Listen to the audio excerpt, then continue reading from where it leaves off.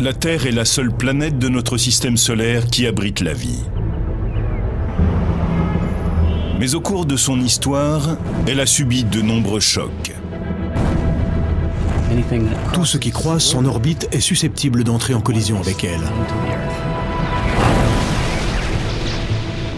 En ce moment même, de véritables poids lourds célestes parcourent l'univers et menacent de mettre la Terre KO. Ce serait aussi puissant que le déclenchement simultané de tout l'armement mondial. Sur n'importe quel point du globe, ce serait comme être à côté d'Hiroshima.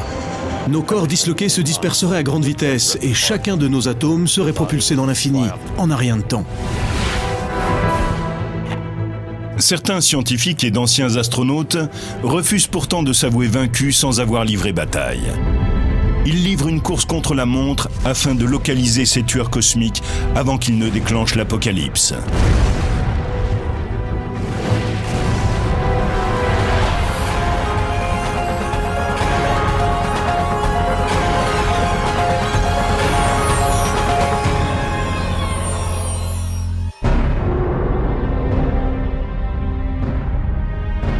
La Terre brille comme un saphir dans notre système solaire. Nous coulons des jours paisibles, sans nous rendre compte qu'aux confins de l'espace, la menace vient peut-être droit vers nous.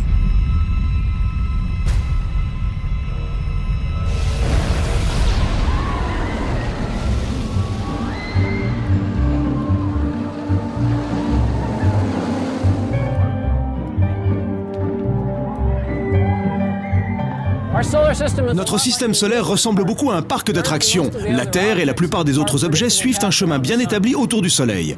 Normalement, tout se déroule sans problème. Mais parfois, surgissent le chaos et la violence.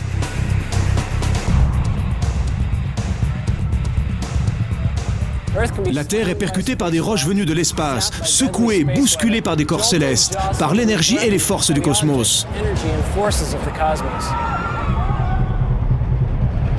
La Terre est comme sur un grand 8 cosmique, une attraction extrêmement dangereuse. Si vous avancez à toute allure sur un chemin déterminé à l'avance, vous espérez que rien ne vous coupera la route.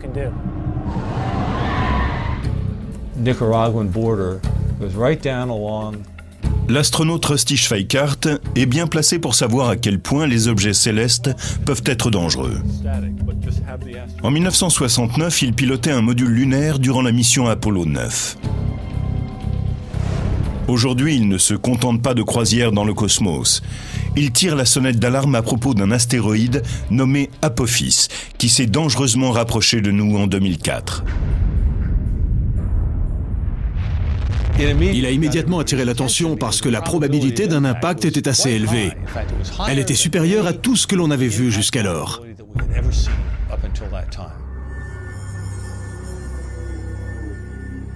Schweickart cite en exemple un précédent événement terrifiant qui montre les dégâts causés par l'impact d'un astéroïde plus petit qu'Apophis. Nous sommes le 30 juin 1908 à 7h15 du matin.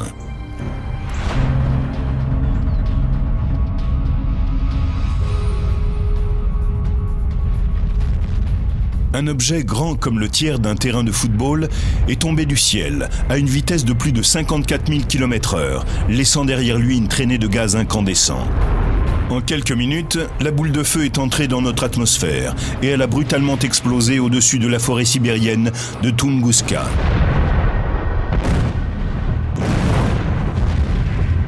C'est la plus grande explosion de l'histoire de l'humanité. Elle provoqua des vagues de chaleur qui incendièrent 80 millions d'arbres sur une superficie de plus de 1500 km². Heureusement, il n'y eut aucun mort, car la région était très faiblement peuplée. Si cet astéroïde avait explosé quelques heures plus tard, il n'aurait pas touché la Sibérie, mais l'Europe. Et s'il avait explosé en vol au-dessus d'une ville, il y aurait eu des millions de morts en un instant. L'explosion de Tunguska a soulevé des controverses au cours du siècle dernier. Aujourd'hui, de nombreux scientifiques s'accordent sur le fait qu'un astéroïde était à l'origine de l'explosion. Aussi incroyable que cela puisse paraître, il n'est jamais entré en collision avec la Terre. Il a explosé à 8 km au-dessus du sol gelé de Sibérie. Un petit astéroïde rocheux ne peut pas survivre à sa plongée dans l'atmosphère terrestre. Quand il entre en contact avec la plus basse atmosphère, à environ 80 000 km/h, il est comme un œuf qui s'écraserait sur du ciment.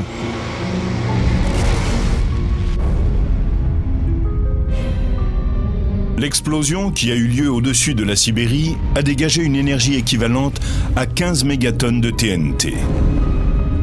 C'est-à-dire 1000 fois plus qu'Hiroshima. Si cela devait se produire au-dessus d'une grande ville, elle serait anéantie.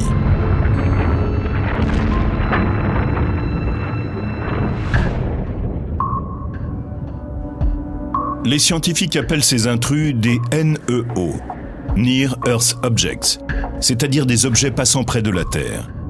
Ces astéroïdes et ces comètes sont des résidus issus de la formation des planètes. Les comètes se déplacent dans le nuage de Oort et la ceinture de Kuiper, qui se trouve derrière la planète Neptune. Les astéroïdes voyagent dans une zone comprise entre Jupiter et Mars, mais leur voyage en orbite n'est pas forcément une routine. La plupart des astéroïdes sont en orbite dans une ceinture bien définie entre Mars et Jupiter. Ce ne sont pas ceux-là qui nous préoccupent. Mais quand l'un d'entre eux sort de cette zone et se dirige vers la Terre, là, les astronomes commencent à s'inquiéter. Très souvent, ces résidus cosmiques sont déviés de leur orbite et entament une course qui peut s'achever par une collision avec la Terre. L'atmosphère épaisse de notre planète pulvérise une grande majorité d'entre eux. Mais un objet plus grand peut traverser notre atmosphère et percuter le sol. Si vous vous intéressez au cosmos, et plus particulièrement aux forces qui pourraient nous anéantir, les impacts d'astéroïdes ne sont pas négligeables et ils sont dangereux. C'est déjà arrivé et cela arrivera encore. Il y a 65 millions d'années, un astéroïde de la taille d'une bourgade est tombé du ciel.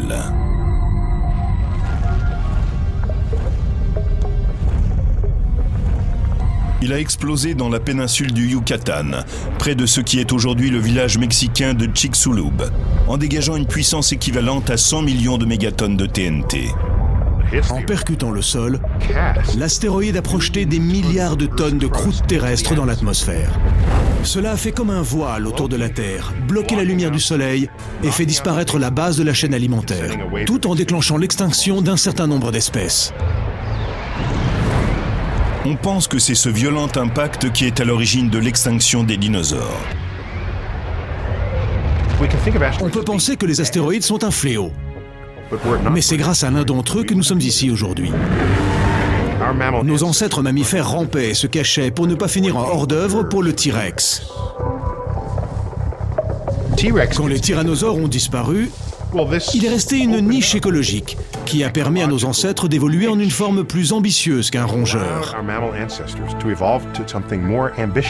De là sont nés les primates, et des primates descendent les hommes. Mais ce même type de gros rocher cosmique, qui a permis à la race humaine d'exister, pourrait un jour nous faire disparaître de la planète.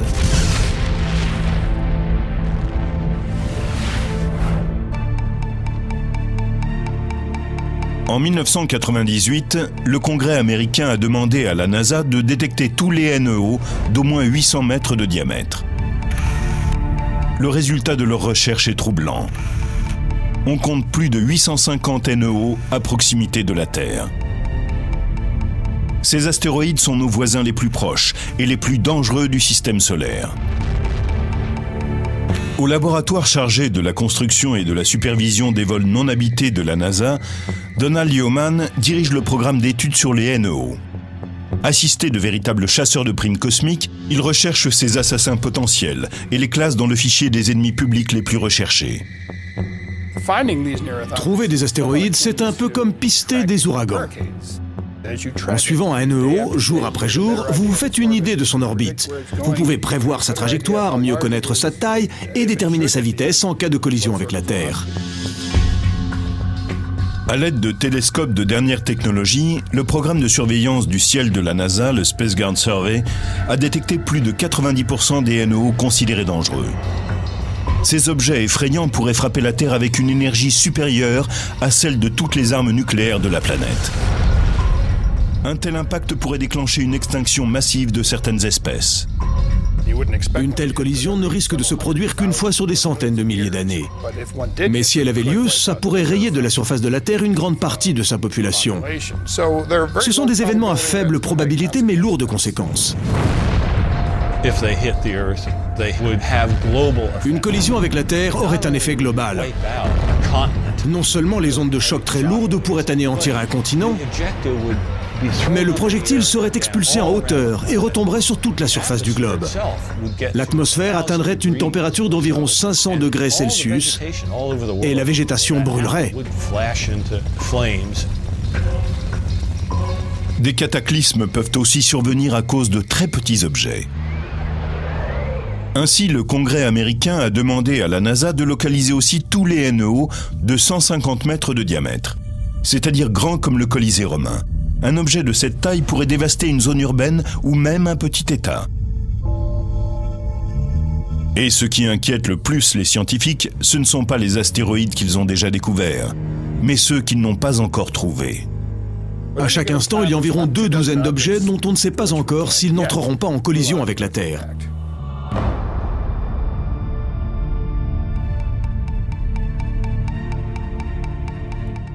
Schweikart, l'ancien astronaute, est allé plus loin face à la menace que représentent les NEO.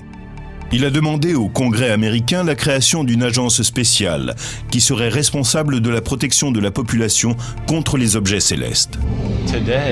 Aujourd'hui, nous disposons de la technologie nécessaire pour empêcher définitivement les NEO d'entrer en collision avec la Terre. Nous pouvons littéralement commencer à remodeler notre système solaire et assurer notre survie. La question qui se pose est, le ferons-nous ou connaîtrons-nous la même fin que les dinosaures?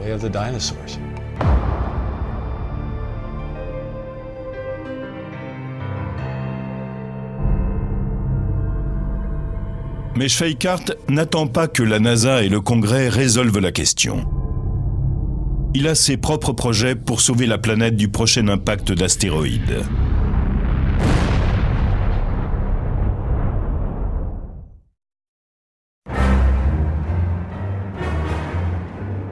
On a du mal à croire que la Terre soit là depuis plus de 4,5 milliards d'années, car depuis l'origine, elle encaisse des chocs violents.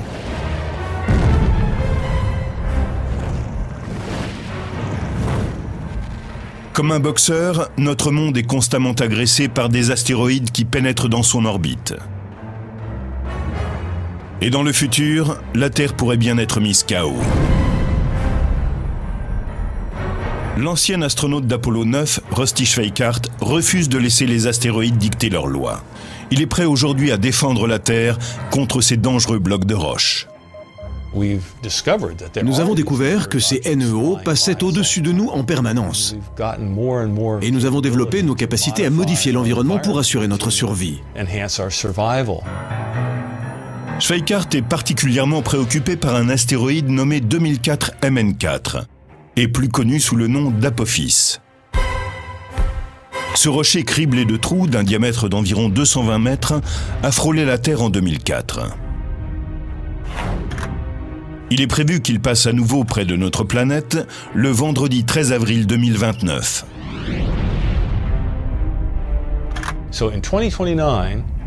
En 2029, Apophis sera encore plus proche de nous que les satellites de communication placés en orbite autour de la Terre. Il sera si près que certains pourront le voir à l'œil nu. Ils n'auront même pas besoin de jumelles, tant la distance sera faible entre lui et nous. Il y a 99% de chances qu'Apophis ne touche pas la Terre en 2029. Mais s'il la frôle, ne fût-ce qu'à une distance de 30 405 km très exactement, il pourrait passer par ce que l'on appelle un trou de serrure gravitationnelle. C'est une étroite zone de l'espace, large d'environ 800 mètres. Si cela se produisait, l'attraction terrestre pourrait perturber et même changer la trajectoire d'Apophis. ce qui provoquerait une collision avec la Terre 7 ans plus tard, le 13 avril 2036. L'effet gravitationnel de la Terre modifierait l'orbite d'Apophis. Il l'élargirait et dévierait alors l'astéroïde assez pour que 7 ans plus tard, il entre en collision avec la Terre.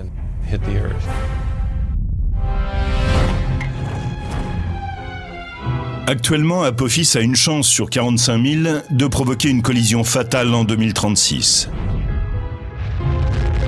Mais même avec une aussi faible probabilité, les scientifiques restent vigilants. C'est une chose de savoir qu'il y a peut-être une chance sur 45 000 que l'astéroïde percute la Terre. Mais la vraie question est, y a-t-il une chance sur 100 ou même une chance sur 10? Quelles que soient les probabilités, cet événement se produira-t-il?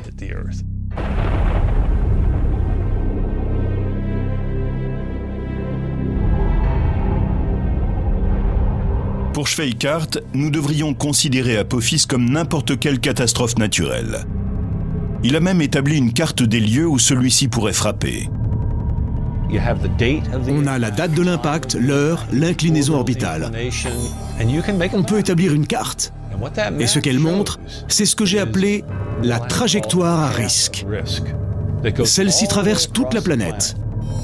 Quand je la regarde, je vois que la probabilité d'un impact est forte.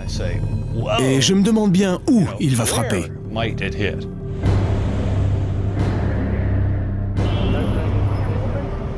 D'après Schweikart, Apophis pourrait entrer en collision sur n'importe quel point de cette trajectoire. Elle commence en Sibérie occidentale, traverse l'océan Pacifique à proximité de la Californie, puis traverse l'Amérique centrale pour finir en Afrique de l'Ouest. À propos des lieux qui pourraient être touchés, Schweikart propose un scénario qui fait froid dans le dos. L'astéroïde pourrait atterrir dans le Pacifique, au large des côtes de Californie, avec la force de plus d'1 million de mégatonnes de TNT. Un tel impact créerait un cratère sous-marin large de 8 km et profond de 2 km qui déclencherait des tsunamis. Des vagues déchaînées d'une hauteur de 15 mètres s'abattraient sur les côtes, provoquant un nombre de pertes humaines inimaginables. Un astéroïde de 300 mètres de diamètre qui tomberait dans l'océan poserait de sérieux problèmes. Un tel événement causerait des dégâts s'élevant à des centaines de milliards de dollars. Les spécialistes travaillent en ce moment à développer des technologies visant à prévenir ce type d'impact. Une solution serait de faire exploser l'astéroïde. Mais certains pensent que cela ne ferait qu'aggraver le problème. Plusieurs morceaux de l'astéroïde seraient alors dirigés contre la Terre au lieu d'un seul. La nouvelle mission de Schweikart est donc de dévier l'orbite des astéroïdes qui pourraient entrer en collision avec notre planète. En fait, ce que l'on cherche à faire, c'est à changer très légèrement l'orbite de l'astéroïde. On essaierait de modifier sa vitesse d'un 10 millième de kilomètre à l'heure, de façon à ce qu'il rate la Terre, au lieu de la heurter. Les collègues de Rusty ont élaboré des projets de vaisseaux spatiaux qui pourraient détourner les astéroïdes, et en particulier Apophis. L'un d'eux pourrait remorquer les astéroïdes et les éloigner de la Terre. Mais au lieu de les attraper au lasso comme un taureau, l'engin volerait devant l'astéroïde et utiliserait la gravité comme un câble de remorquage. Si vous vous placez devant un astéroïde durant une assez longue période, et si vous restez assez près de lui sans le toucher, vous allez augmenter sa vitesse. Ou si vous vous placez derrière pendant qu'il se déplace, vous allez le ralentir très légèrement. Nous pouvons modifier l'orbite d'un astéroïde si nous avons connaissance de cette menace assez tôt. Bien qu'une sonde se soit déjà posée sur un astéroïde par le passé, le plus grand défi consisterait à lancer une mission humaine.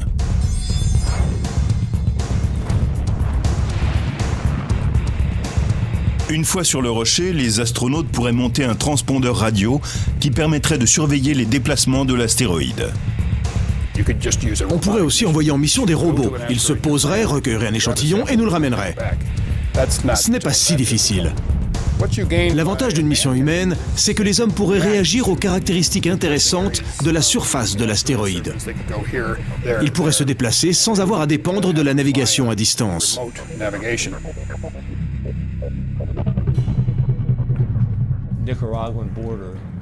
Schweikart insiste sur le fait que nous devons rester en état d'alerte maximum concernant l'astéroïde Apophis.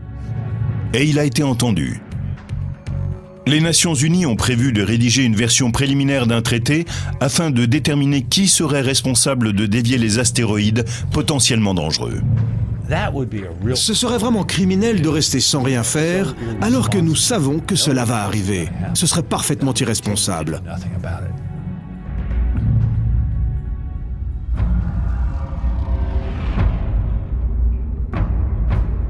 Mais les astéroïdes et les comètes ne sont pas les seules menaces venant de l'espace.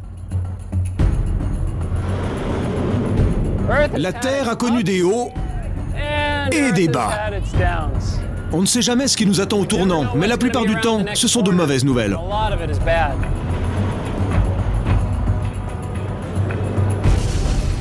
Dans de lointaines galaxies, des envahisseurs sont au travail, impatients de mettre un terme à la vie sur notre planète telle que nous la connaissons.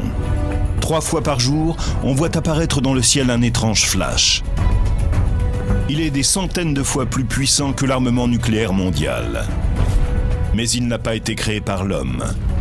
Et si l'un de ces éclairs se produisait très près de la Terre, ce pourrait être sa fin.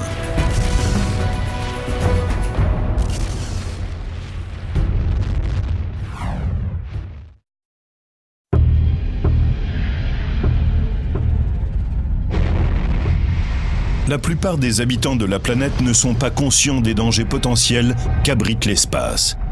La liste en est longue et continue de croître. Imaginez que dans notre propre galaxie, la Voie lactée, une énorme étoile, explose. Et qu'elle envoie un faisceau d'énergie fatale en direction de notre planète. C'est un éclat de rayons gamma. La plus grosse explosion qui ait secoué l'univers depuis le Big Bang. Sur Terre, dans les villes et les campagnes, rien ne laisse présager de ce qui va se passer. Quand soudain, c'est l'explosion. Ce serait comme se trouver à moins d'1 kilomètre d'Hiroshima, et ce, sur toute la surface de la Terre. La puissante radiation brûle la couche supérieure de l'atmosphère. La couche d'ozone grille. Sur tout l'hémisphère, les êtres humains meurent, brûlés par les radiations, 100 fois supérieures à la dose mortelle. La disparition de la couche d'ozone provoque une hausse des températures, déclenche des cyclones, des tsunamis et des ouragans. La plupart des formes de vie sur Terre, comme dans la mer, sont anéanties. Cela ressemble peut-être à de la science-fiction, mais cela pourrait se produire si un éclat de rayons gamma touchait la Terre, à 100 années-lumière de distance. Les éclats de rayons gamma sont les plus puissantes explosions de l'univers. Le fait qu'elles soient si lumineuses alors qu'elles sont si lointaines signifie qu'elles dégagent une énorme puissance, correspondant à tout ce que le Soleil émettra au cours de ses 10 milliards d'années d'existence.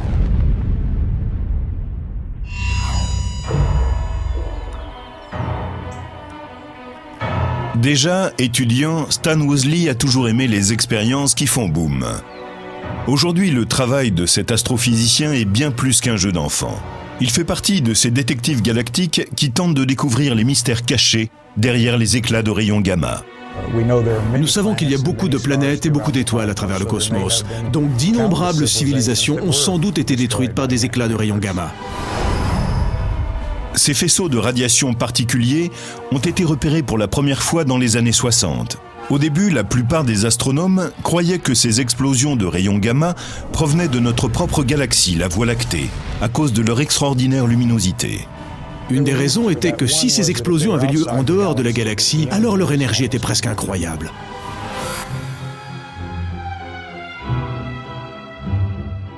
Mais à l'époque, même les plus puissants télescopes n'arrivaient pas à déterminer leur emplacement ni leur distance, car les éclats duraient quelques secondes, puis disparaissaient. Par la suite, les astronomes se sont demandé ce qu'il en était de leur post-luminescence. Les explosions cosmiques laissent en général derrière elles des résidus lumineux qui peuvent durer des jours ou des semaines. À la fin des années 1990, les satellites ont utilisé des fibres optiques de pointe et des détecteurs de rayons X pour capturer enfin la post-luminescence d'un éclat de rayons gamma. Il est alors clairement apparu que les éclats de rayons gamma étaient en fait cosmiques. Ils venaient de très loin, d'au-delà de notre galaxie, d'une distance de millions et de milliards d'années-lumière, ce qui signifiait que leur énergie devait réellement être astronomique.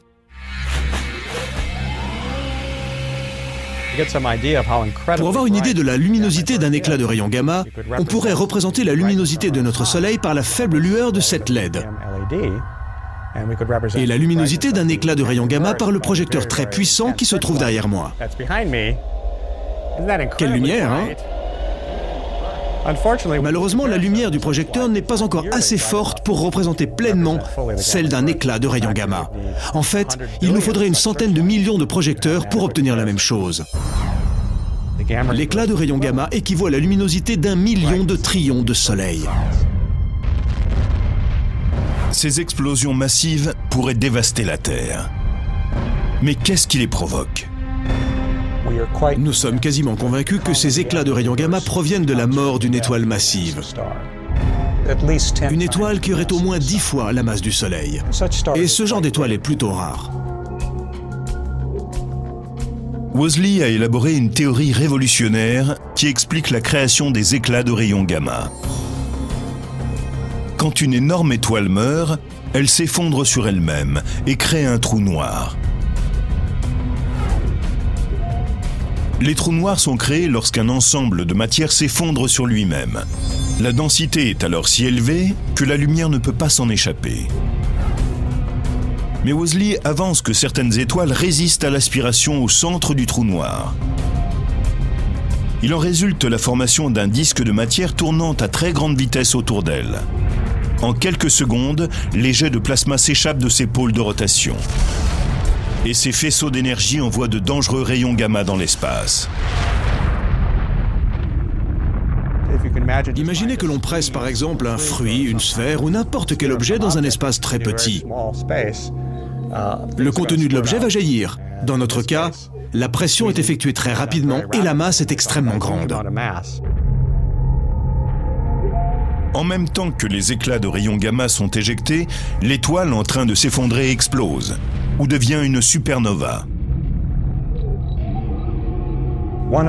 Une des raisons pour lesquelles les éclats de rayons gamma sont si brillants, c'est parce qu'ils prennent une quantité énorme de puissance qu'ils concentrent dans une petite fraction du ciel. Pour 300 éclats de rayons gamma, un seul est pointé dans notre direction. Ainsi, nous n'en voyons qu'un sur 300. Même si un éclat de rayons gamma se produisait non pas à 100, mais à 1000 années-lumière, la Terre pourrait tout de même être confrontée à une destruction apocalyptique. Si un éclat de rayons gamma se produisait à 1000 années-lumière de la Terre, ce serait environ 100 fois plus lumineux que ce que le Soleil émet. L'énergie relâchée dans l'atmosphère supérieure de la Terre équivaudrait à une explosion nucléaire de 100 000 mégatonnes. La couche d'ozone serait appauvrie. Cela provoquerait des pluies acides, des brûlures par déflagration, la combustion de la végétation. Ce serait ce qu'on pourrait appeler un hiver nucléaire. De nombreuses espèces pourraient s'éteindre.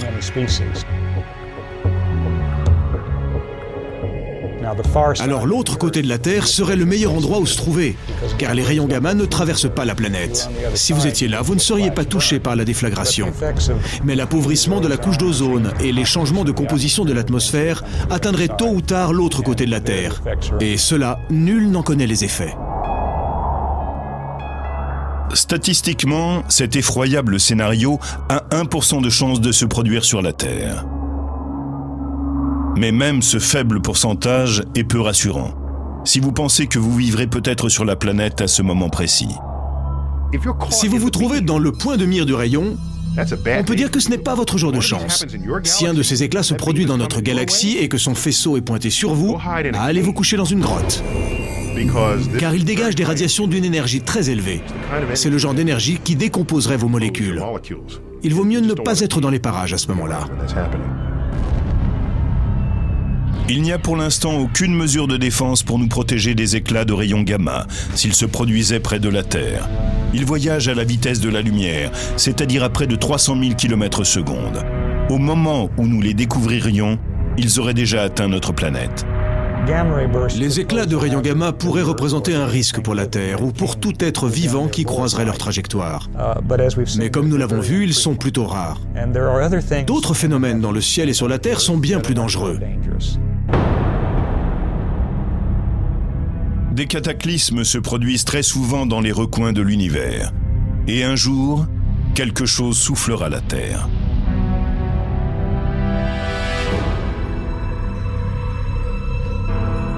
La plupart du temps, notre voyage autour du Soleil est calme et sans encombre, comme un tour sur cette grande roue.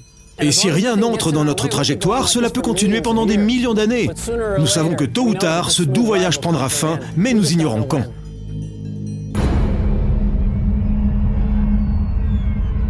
Malheureusement, la mort de notre planète viendra probablement de l'élément même qui nous donne la vie.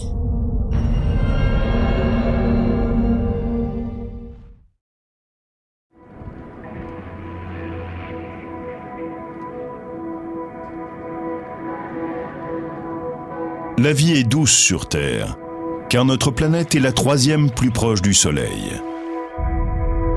Pendant plus de 4 milliards d'années, il a été un allié, réchauffant et nourrissant notre planète. Mais un jour, cet astre deviendra notre ennemi. Le Soleil et la Terre entretiennent une relation unique. La Terre a une température spécifique, une taille particulière, elle abrite la vie, elle a des océans, et tout cela dépend du Soleil. Il est à l'origine de l'existence de la vie sur Terre, et il sera à l'origine de sa mort.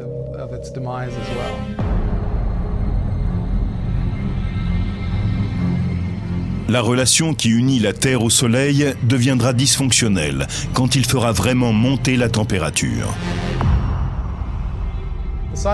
Le Soleil se réchauffe en brûlant de l'hydrogène pour le transformer en hélium. 4 atomes d'hydrogène donnent un atome d'hélium. Cela signifie qu'il y a de moins en moins de particules actives à l'intérieur du Soleil. Pour résumer, disons que le Soleil a besoin d'être de plus en plus chaud et de plus en plus lumineux pour se maintenir. À mesure que le noyau du Soleil se réchauffera, ses parties extérieures vont gonfler et rougir. Dans un feu de joie, il y a un grand tas de bois, et on en ajoute encore. Au bout d'un moment, assez de bûches ont brûlé et le tout s'effondre. Il y a alors une explosion d'étincelles et le feu devient encore plus lumineux. C'est un peu ce qui se passe avec le Soleil. En ce moment, il brûle de l'hydrogène et le transforme en hélium. Or, l'hélium est comme la cendre. À mesure que le Soleil s'effondre, les cendres se rallument, l'hélium se transforme en carbone. Et alors, il fait vraiment très chaud. Le Soleil se dilatera alors en une géante rouge et réduira en cendres les formes de vie terrestres les plus complexes. Quand le Soleil deviendra une géante rouge, sa taille sera multipliée par 30. Ainsi, la surface du Soleil sera en dehors de l'orbite de Mercure. Sa luminosité sera multipliée par 1000 environ. Cela réchauffera la Terre au point que la croûte extérieure, les pierres, ces parties solides, fondront. Toute la planète deviendra une boule de lave en fusion. Le Soleil brûlera les planètes du système solaire. Puis, il se refroidira. Mais la Terre sera alors réduite en cendres, pareil à un morceau de charbon de bois. Et cela ne sera pas idéal pour la manifestation de la vie.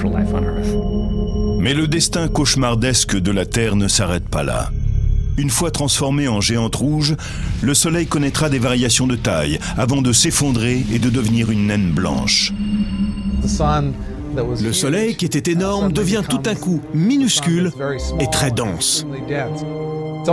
Il n'est pas plus grand que la Terre, et il se tient là au centre de notre système solaire, émettant une lumière bien plus faible qu'autrefois. Et puis tout se refroidit, et il ne génère plus la moindre énergie. Ainsi, le destin du système solaire est de refroidir, puis de geler. Les humains se seront probablement installés sur une autre planète ou auront disparu avant que le Soleil ne transforme la Terre en boule de neige.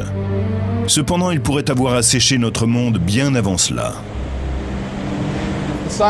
Si le Soleil ne nous tue pas quand il entrera dans sa phase de géante rouge, c'est qu'il pourrait très bien nous avoir déjà exterminés, en brillant assez fort pour provoquer l'évaporation des océans. L'eau est un composant essentiel à toute forme de vie. Donc, si la planète perdait toute son eau, cela pourrait causer la disparition de la vie sur Terre. Et une fois de plus, ce serait la faute du Soleil. Il y a peut-être des solutions pour que la Terre obtienne un sursis. En grandissant, le Soleil commencera à perdre de la masse, beaucoup plus rapidement qu'il ne le fait actuellement. Si sa masse diminue, il retiendra moins bien la Terre, qui se déplacera alors dans une orbite plus large. On assistera à une sorte de course entre le Soleil, dont le volume et la chaleur augmentent, et la Terre, qui s'éloignera légèrement de cette boule de feu de plus en plus chaude.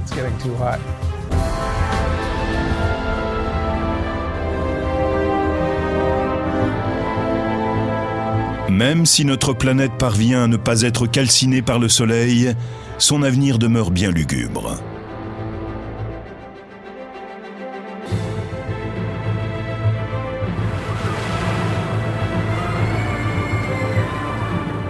Cet endroit est plein d'aventures.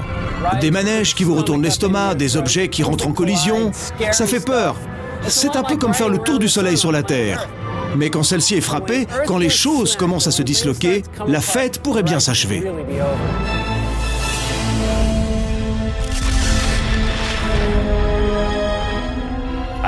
La fin de l'univers, je ne sais pas ce que ça veut dire, parce que j'aime le temps. Je vis dans le temps, donc c'est dur d'imaginer que le temps est une fin.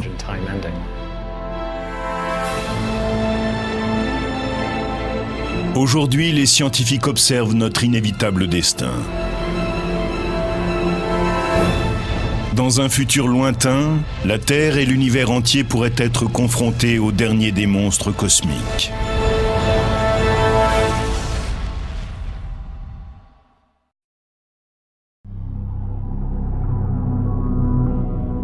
Personne ne se doute que le plus fatal ennemi de la Terre est tapi parmi les étoiles. Mais dans l'avenir et sans avertissement préalable, une grande faucheuse cosmique déclenchera la dernière apocalypse.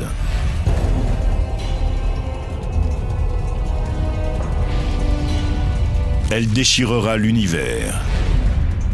Les galaxies elles-mêmes se disloqueront. Les étoiles et les planètes seront réduites en lambeaux.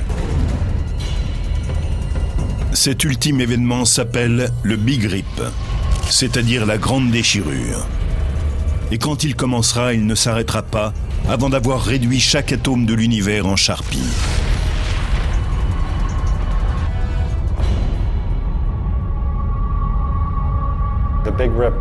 Le Big Rip, c'est la fin de l'univers. Ce n'est pas comme si nous étions les derniers à rester lors d'une fête et qu'on se demandait qu'est-ce qu'on fait maintenant. C'est comme si on éteignait les lumières et que voilà, c'est la fin de l'univers.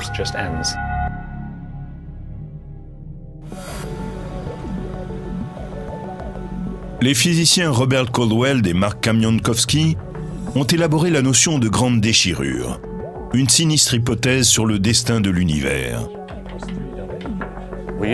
On a longtemps cru que l'univers, actuellement en expansion, atteindrait un point maximum. Le Big Rip, c'est l'idée que l'expansion sera non seulement continue et accélérée, mais qu'elle déchirera tout sur son passage. Caldwell et Kamionkowski ont calculé que l'univers était en expansion à une vitesse croissante et inquiétante, et que quelque chose aspirait tout vers l'extérieur. Telle une brigade des mœurs galactiques, ces jeunes scientifiques traquent ce tueur cosmique. Ils pensent que le coupable serait un mystérieux phénomène appelé énergie noire. Comprendre ce qu'est l'énergie noire est probablement le but numéro 1 des cosmologistes aujourd'hui. Par définition, l'énergie noire est noire. On ne peut pas la voir. Nous la ressentons à travers ses effets sur le comportement gravitationnel de l'univers. Il y a peut-être de l'énergie noire dans cette pièce, sous la chaise.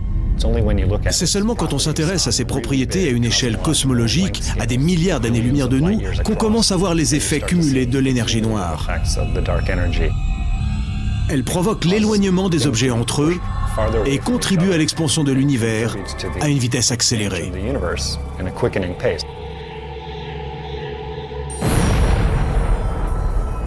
Edwin Hubble, qui a donné son nom au télescope, a été le premier à découvrir que l'univers était en expansion dans les années 20. Mais ce n'est qu'en 1998 qu'une équipe de spécialistes a mesuré que cette expansion se produisait à une vitesse impressionnante. On pourrait représenter notre univers, notre espace en 3 dimensions, par un ballon.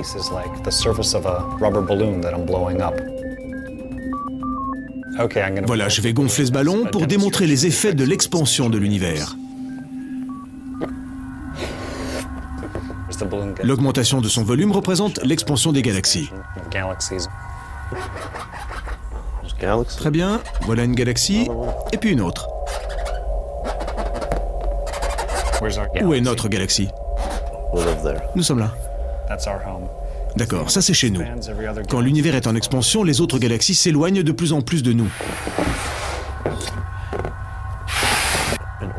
Dans le cadre d'une expansion ordinaire, chaque galaxie reste de la même taille. Mais si l'expansion est très accélérée, alors chaque galaxie entre elle aussi en expansion. C'est ce qui se passe. Si je pouvais le gonfler assez vite pour représenter le Big Rip, le ballon exploserait. C'est comme si l'espace-temps était incapable de supporter ça et prenait fin. Mais nous allons simplement faire un trou dans le ballon. C'est ça le Big Rip. D'après Caldwell et Kamienowski, l'univers n'a aucune chance de survivre au Big Rip. Ils ont même commencé le compte à rebours de cet événement apocalyptique. Le Big Rip retrousse ses manches, pour ainsi dire, et déchire l'univers couche après couche, en allant de l'extérieur vers l'intérieur, de l'échelle la plus grande à la plus petite. Il faut 1 milliard d'années pour déchirer des petits morceaux de galaxies, puis des centaines de millions d'années pour déchirer les galaxies elles-mêmes.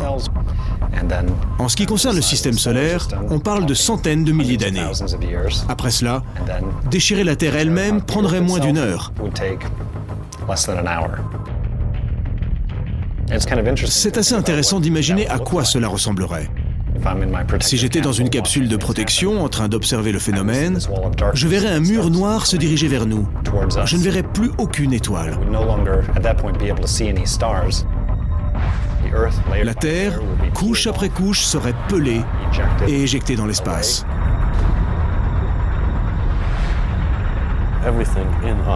Tout en nous, les molécules et les atomes qui nous constituent, seraient disloqués. Chaque atome de notre corps serait propulsé dans l'infini en un rien de temps.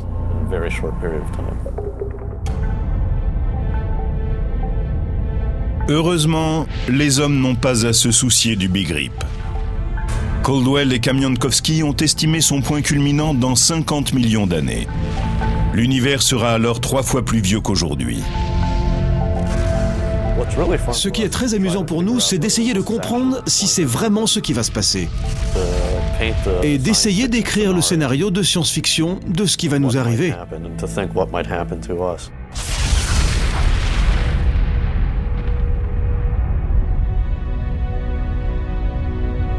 Les menaces venant de l'espace sont bien réelles.